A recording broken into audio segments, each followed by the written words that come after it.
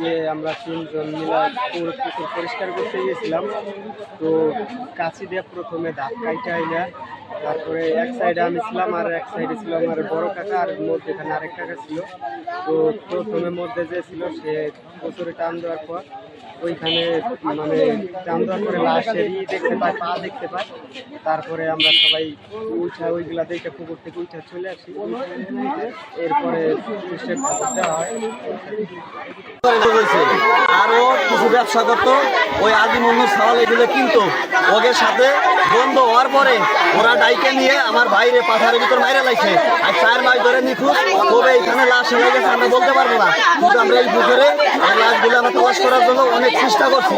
কিন্তু আমার কাকা যখন গ্রামে মিটিং ডাকছে, ওরা 4 ভাই আমার কাকার প্রচুর হুমকি দিছে।